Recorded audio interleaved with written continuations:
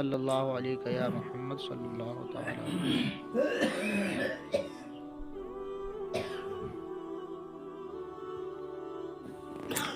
بسم اللہ الرحمن الرحیم۔ آج کا سبق ہے بدعت کا بیان۔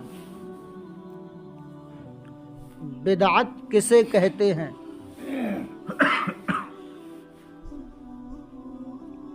سوال، بدعت کسے کہتے ہیں اور اس کی کتنی قسمیں ہیں؟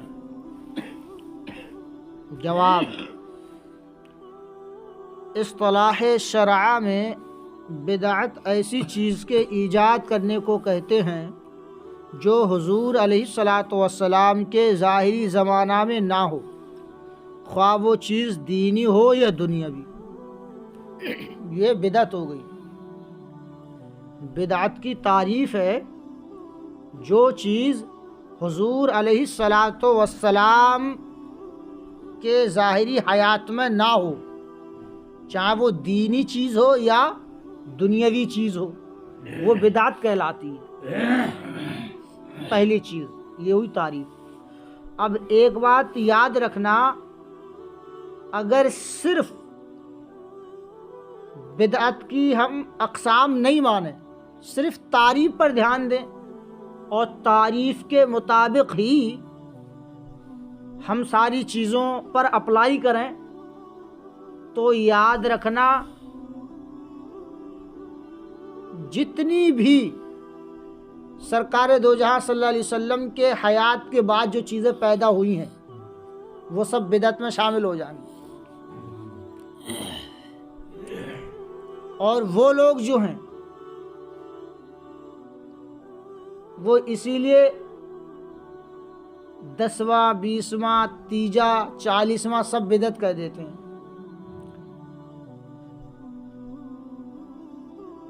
کیوں؟ ان کا سیدھا سا پھنڈا، وہ یہ کہتے ہیں کہ حضور کے دور میں نہیں تھا یہ، اس لیے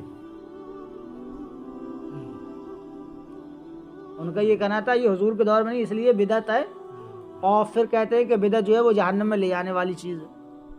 لیکن یہ ان کی سراسر غلط فہمی۔ بدعت ہے، ہم بھی مانتے ہیں، مگر یہ بدعت حسنہ ہے، اچھی بدعت ہے۔ اب جب تک ہم اس بدعت کی اقسام نہیں سمجھ پائیں گے، جب تک یہ مسئلہ جو ہے یہ فلسفہ ذہن میں نہیں آئے گا۔ اگر مطلقاً بدعت کو ہم یوں ہی مان لیں کہ گمراہی ہے اور گمراہی جہنم کی طرف لے جانے والی ہے، تو آج کل ہمارا ٹرینوں پہ سفر کرنا، بسوں میں سفر کرنا ہے نا، اور پلینوں میں سفر کرنا، یہ سب بدعت بن جائے گا۔ پھر تو حضور کے دور میں ہوائی جہاز تھا کیا؟ نہیں تھا نا۔ تو بقول ان کے پھر تو یہ ساری چیزیں غلط ہو جائیں گی۔ تو اس لیے پہلے ہم اس کی قسم سمجھیں گے، جب اقسام سمجھ میں آ جائیں گی تو بآسانی مسئلہ بھی سمجھ میں آ جائے گا۔ اصطلاح شرع میں بدعت ایسی چیز کے ایجاد کرنے کو کہتے ہیں جو حضور علیہ السلام کے ظاہری زمانہ میں نہ ہو، خواہ وہ چیز دینی ہو یا دنیاوی۔ یہ تو بدعت کی تعریف ہو گئی۔ اب قسمیں سمجھیں۔ بدعت کی 3 قسمیں ہیں۔ بدعت کی کتنی قسمیں ہیں؟ 3 قسمیں ہیں۔ پہلی قسم ہے بدعت حسنہ۔ پہلی قسم بدعت حسنہ۔ دوسری قسم ہے بدعت سیئہ۔ بدعت سیئہ۔ اور تیسری قسم ہے بدعت مباح۔ بدعت مباح۔ اب ان کی تعریف کی اگر ہم بات کریں تو ان کے نام سے ہی ظاہر ہو رہا ہے۔ بدعت حسنہ ایسی بدعت جو اچھی ہو، بدعت سیئہ ایسی بدعت جو بری ہو، اور بدعت مباح ایسی بدعت جو مباح ہو۔ کرنا یا نہ کرنا ان میں نہ ہی تو کوئی عذاب اور نہ ہی تو کوئی ثواب۔ بدعت حسنہ کی میں مثال آپ کو دے دوں، پھر جو کتاب میں وہ دیکھیں۔ بدعت حسنہ یعنی اچھی بدعت، قرآن پاک پر جو زیر زبر لگائے گئے، وہ حضور علیہ السلام کے دور میں نہیں تھے، بعد میں لگے، یہ بھی اچھی بدعت میں شامل ہو گیا۔ ٹھیک ہے، بدعت سیاح کی مثال لے لو۔ بدعت سیاح یعنی بری بدعت، جیسے کہ ہندوستان میں جو تعزیہ داری کا رواج ہے، یہ بری بدعت ہے۔ اور بدعت مباح، ٹرینوں میں سفر کرنا لے لیں آپ، یا کھانا لے لیں، کوئی دن میں چاہے 4 بار کھائے یا 10 بار کھائے، کوئی شریعت نے روک ٹوک کری ہے؟ بس اتنا کہا ہے کہ اپنے پیٹ کا تھوڑا خیال رکھنا ہے نا، زیادہ اگر کھاؤ گے تو ظاہر سی بات ہے آفس بار بار جانا پڑے گا۔ تو یہ اب اگر ان کی بات مانی جائے کہ صاحب بدعت بالکل ہی جو ہے وہ گمراہی ہے اور ہر گمراہی جہنم میں لے جانے والی ہے، تو ان کے حساب سے تو یہ قرآن پہ زیر زبر لگانا بھی بدعت ہو گیا، اور پھر یہ زیر زبر جو لگایا ہے اور جو اس کے سہارے قرآن کو درست پڑھ رہے ہیں وہ سب کا ٹھکانہ پھر کہاں ہے نا، پھر بات بہت دور پہنچ رہی ہے۔ تو اس لیے بدعت کی 3 قسمیں ذہن میں رکھیں، بدعت کی 3 قسمیں ذہن میں رکھیں۔ اگر بدعت حسنہ ہے جائز ہے، کوئی حرج نہیں۔ بدعت سیاح سے بچنا چاہیے، جو بری بدعت ہے اس سے بچنا چاہیے۔ اور بری بدعت کو آپ ایسے دیکھ سکتے ہیں جو قرآن اور حدیث کے خلاف ہو۔ اگر قرآن و حدیث کے مطابق ہو تو وہ بدعت حسنہ کی کیٹیگری میں آئے گا۔ جیسے ایک مثال دے دوں اور اس میں بھی دیے، حضرت عمر فاروق اعظم کے دور میں یعنی حضور کے دور میں تراویح کی جماعت نہیں ہوتی تھی، تراویح کی جماعت سب اپنی اپنی پڑھتے تھے۔ آج جو بدعت کرتے ہیں وہ بھی جماعت سے پڑھ رہے ہیں، تو یہ بھی تو حضور کے دور میں نہیں تھی۔ حضرت عمر فاروق اعظم رضی اللہ تعالیٰ عنہ، انہوں نے یہ جماعت کو قائم کروایا تھا۔ اب دیکھیں آگے، بدعت حسنہ وہ بدعت ہے جو قرآن و حدیث کے اصول و قواعد کے مطابق ہو اور اسے انہی پر قیاس کیا گیا ہو۔ اس کی 2 قسمیں ہیں، بدعت حسنہ کی 2 قسمیں ہیں۔ اول بدعت واجبہ، بدعت واجبہ، جیسے قرآن و حدیث سمجھنے کے لیے علم نحو سیکھنا، یہ واجب ہے علم نحو سیکھنا۔ کیوں؟ قرآن و حدیث کو اگر سمجھنا ہے تو علم نحو سیکھنا پڑے گا، وہ اس کی گرامر ہے۔ بغیر گرامر کے قرآن و حدیث ہم اور آپ نہیں سمجھ پائیں گے۔ وہ اہل عرب تھے، وہاں تو پھر سرور کائنات رحمت عالم صلی اللہ تعالی علیہ وسلم خود جلوہ گر تھے، ہے نا۔ کچھ بھی سمجھنا ہوتا، کچھ معلومات کرنا ہوتی، سرور کائنات کی بارگاہ میں عرضی پیش کر دیتے، سرور کائنات جواب عنایت فرما دیتے تھے۔ اور پھر وہ اہل عرب تھے، عربی سے اچھے واقف تھے، ہم اور آپ کوئی عربی سے واقف تو ہے نہیں، تو اس لیے ہمارے آپ کے لیے یہ علم سیکھنا، علم نحو، یہ بھی ضروری ہے قرآن و حدیث کی سمجھنے کی غرض سے۔ تو یہ اب کیونکہ سرکار کے دور میں نحو تو تھی نہیں، علم نحو نہیں تھا حضور کے زمانے میں، تو اب یہ بھی بدعت ہوگی اس حساب سے۔ لیکن یہ بدعت حسنہ واجبہ ہے، کیونکہ اگر آپ اسے نہیں سیکھیں گے تو قرآن نہ ہی سمجھ پائیں گے، نہ ہی تو حدیثوں کو سمجھ پائیں گے، اور نہ ہی تو ان پر زیر زبر لگا پائیں گے۔ اور گمراہ فرقے مثلا خارجی، رافضی، قادیانی اور وہابی وغیرہ پر رد کے لیے دلائل قائم کرنا، یہ بھی بدعت واجبہ میں سے شامل ہے۔ اب دوسری ہے بدعت مستحبہ۔ پہلی قسم ہو گئی حسنہ کی قسم چل رہی ہے، بدعت واجبہ ہو گئی۔ اب دوسری قسم ہے بدعت مستحبہ، جیسے مدرسوں کی تعمیر اور وہ نیک کام جس کا رواج ابتدائی زمانہ میں نہیں تھا، جیسے اذان کے بعد صلاۃ پکارنا، حضور کے دور میں نہیں تھا اذان کے بعد صلاۃ پکارنا، لیکن یہ کیا ہے؟ بدعت مستحبہ ہے۔ مدرسے کے تعمیر ہوتے تھے حضور کے زمانے میں؟ نہیں ہوتے تھے، جہاں جگہ ملی وہیں پڑھانا شروع کر دیا۔ کوئی صحابی اپنے جو ہے وہ کیا نام ہے جھوپڑے پہ لے گئے، وہاں تعلیم دینا شروع کر دی، مسجد نبوی کے اندر تعلیم دینا شروع کر دی۔ جہاں جس کو موقع ملتا وہیں تعلیم شروع ہے نا. تو باقاعدہ یہ مدرسوں کی تعمیر جو آج پوری بلڈنگیں نظر آ رہی، یہ اس دور میں تھے نہیں تھے، لیکن اس دور میں تو یہ بدعت مستحبہ میں شامل. بدعت مانتے ہیں اہل سنت بھی مانتے ہیں، لیکن یہ اچھی بدعت ہے جس کے ذریعے دین و دنیا کا بھلا ہو. وہ بھلا جہنم میں کیسے لے جانے والی بدعت ہو، ہے نا. تو اب اذان کے بعد صلاۃ پکارنا، یہ در مختار باب الاذان میں ہے کہ اذان کے بعد الصلاۃ والسلام علیک یا رسول اللہ پکارنا، یہ ربیع الآخر 781 ہجری میں جاری ہوا. ربیع الآخر 781 ہجری میں یہ جاری ہوا. اور در مختار بہت ایسی کتاب ہے کہ پورے آل انڈیا، بلکہ یوں کہو پورے آل ورلڈ کے اندر اگر مفتی فتویٰ دیتے ہیں نا، جہاں جہاں ایمان والے ہیں جو فتویٰ دیتے ہیں تو وہ در مختار سے دیتے ہیں.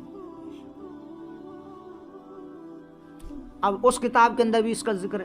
تو یہ بدعت مستحبہ میں شامل ہوگی. اچھا یہ تو ہو گئی. اور یہ بدعت کیا ہے؟ حسنہ ہے. یہ دونوں قسم بدعت حسنہ میں شامل ہے. تو یہ تمام چیزیں کیا ہے؟ بدعت حسنہ کہلائیں گی. سوال، بدعت سیئہ کسے کہتے ہیں اور اس کی کتنی قسمیں ہیں؟ جواب، بدعت سیئہ وہ بدعت ہے جو قرآن و حدیث کے اصول و ضوابط کے مخالف ہو. جو قرآن و حدیث کے اصول و ضوابط کے مخالف ہو وہ بدعت کیا سیئہ ہے. اس کی دو قسمیں ہیں. اول بدعت محرمہ، جیسے یعنی ایسی بدعت جو بالکل حرام ہے، جیسے ہندوستان کی مروجہ تعزیہ داری، یہ بدعت سیئہ میں شامل ہے. اور جیسے اہل سنت و جماعت کے خلاف نئے عقیدے والوں کے مذاہب، بہت سارے، کوئی اہل قرآن نکلا، کوئی صرف اہل حدیث نکلا، اس کے علاوہ بہت سارے فرقے ہیں. تو یہ بدعت سیئہ ہے. اچھا دوسری بدعت مکروہہ، جیسے جمعہ اور عیدین کا خطبہ غیر عربی میں پڑھنا. جمعہ اور عیدین کا خطبہ بعض جگہوں پر اردو میں پڑھتے ہیں تو یہ مکروہ ہے. یہ بھی بدعت میں شامل ہوتا ہے لیکن یہ بدعت مکروہ ہے. سوال، بدعت مباح کسے کہتے ہیں؟ جواب، جو چیز حضور علیہ السلام کے ظاہری زمانہ میں نہ ہو اور جس کے کرنے نہ کرنے پر ثواب و عذاب نہ ہو. سرکار کے دور میں بھی نہیں تھا اور اس کے کرنے نہ کرنے پر کوئی عذاب و ثواب بھی نہیں، اس کو بدعت مباح کہتے ہیں. جیسے کھانے پینے میں کشادگی اختیار کرنا اور ریل گاڑی وغیرہ کا سفر کرنا. سرکار کے دور میں نہیں تھے لیکن اب تمہارا دل چاہے تو کرو، نہ چاہے تو مت کرو، ہے نا، وہی تمہیں اختیار ہے. تو یہ بدعت مباح کے اندر شامل ہے. سوال، حدیث شریف میں ہے کل بدعت ضلالہ سے کون سی بدعت مراد ہے؟ حدیث میں ہے کل بدعت ضلالہ، اس کا ترجمہ ہوا یعنی ہر بدعت گمراہی ہے. تو اس سے کون سی بدعت مراد ہے؟ جواب، اس حدیث شریف سے صرف بدعت سیئہ مراد ہے. جو بری بدعت ہیں، جو قرآن و حدیث کے خلاف ہیں، وہ بدعت اس حدیث سے مراد ہے کل بدعت ضلالہ سے. یعنی ہر وہ بدعت جو بری ہو، قرآن و حدیث کے خلاف ہو، وہ جہنم میں لے جانے والی ہے. اس حدیث کا یہ مطلب ہوا. اس لیے کہ اگر بدعت کی تمام اقسام مراد لی جائیں جیسا کہ ظاہر حدیث سے مفہوم ہوتا ہے، یعنی ظاہر حدیث جو ہے وہ، یعنی حدیث کے ظاہر سے تو یہ پتہ چل رہا ہے کہ تمام بدعتیں جو ہے وہ گمراہی ہیں اور وہ سب کی سب جہنم میں لے جانے والی ہیں. اگر ظاہری حدیث سے مفہوم، یعنی اگر بدعت کی تمام قسمیں مراد لی جائیں جیسا کہ ظاہر حدیث سے مفہوم ہوتا ہے تو فقہ، علم کلام اور صرف و نحو وغیرہ کی تدوین اور ان کا پڑھنا پڑھانا سب دلالت و گمراہی ہو جائے گا. تو یہ سب کے سب کیا ہو جائے گا؟ دلالت و گمراہی ہو جائے گا.